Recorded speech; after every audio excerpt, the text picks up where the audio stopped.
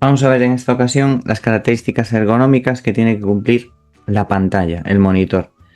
Recordamos que todo esto está basado en la norma ISO 9241 y en concreto la pantalla, sus características, se ven referidas en la norma UNE ISO 9241-5-1999. Os dejo estos enlaces en la descripción del vídeo para que podáis comprobarlo o hacer referencia a los mismos. La pantalla tendrá que cumplir con las siguientes características. Primero, el tamaño de la pantalla. Teniendo en cuenta que, como veremos en el vídeo donde analizamos cómo tiene que ser la postura y distancias de los elementos del puesto de trabajo, la pantalla estará entre 45 y 80 centímetros de la cabeza del usuario. Hablamos siempre de un puesto de oficina. El tamaño ideal oscila entre 19 y 27 pulgadas, ni menos, para que no sea demasiado pequeña como para organizar documentos, navegador, dos ventanas a la vez, ni demasiado grande para que el usuario no tenga que hacer movimientos de cuello para ver toda la zona de la pantalla. Además, si la pantalla es demasiado grande y nos colocamos a una distancia cercana, la resolución se verá mermada en cuanto a la apreciación visual. Veremos peor, veremos más difuminado, prácticamente seremos capaces de ver los píxeles, como nos ocurre cuando vemos un partido de fútbol en un bar, por ejemplo, o vamos al cine, o vemos una película en una pantalla muy grande. Si nos ponemos muy cerca de la pantalla, observaremos que la calidad es peor y que incluso somos capaces de ver los cuadraditos, conocidos como píxeles, que componen la imagen. Segundo, la resolución de la pantalla.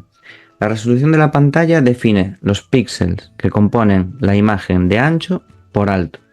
A día de hoy, la mayoría de pantallas son panorámicas, lo cual significa que en su relación de tamaño, el ancho es del orden de 2 veces superior al alto de la pantalla, o una proporción mayor que el ancho de pantalla. Esto resulta aún más cómodo en trabajos de oficina, ya que podemos hacer un scroll horizontal más cómodo o evitar dicho scroll. Es decir, colocar dos ventanas a la vez, o si una ventana tiene un menú horizontal grande, poder visualizarlo por completo. Puesto que el scroll vertical no es un problema, de hecho en el diseño de páginas se intenta fomentar dicho scroll porque a nivel psicológico puede resultar incluso adictivo, el horizontal resulta molesto. Entonces una pantalla panorámica es útil en un trabajo de oficina porque nos permite visualizar todo el menú horizontal de las páginas o colocar un documento de texto y el navegador a la vez, por ejemplo.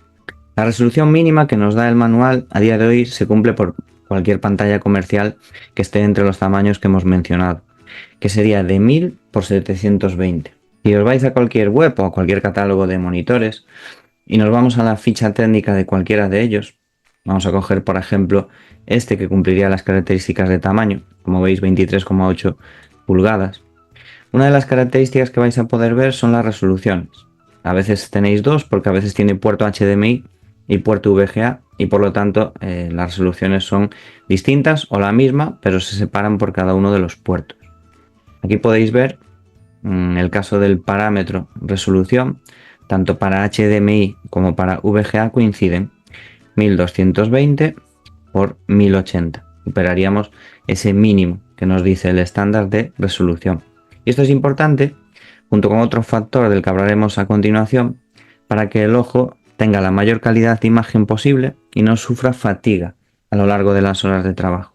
El tercer parámetro es el tiempo o la frecuencia de refresco.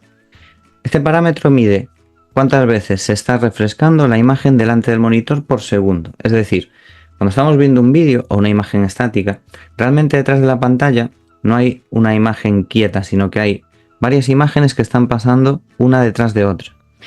En un segundo, cuantas más imágenes pasen, va a ser más fácil para nuestro cerebro unirlas y componer o bien el vídeo, el movimiento o la imagen que estemos viendo delante. Se cansará menos porque habrá menos intervalos sin imagen a lo largo de ese segundo.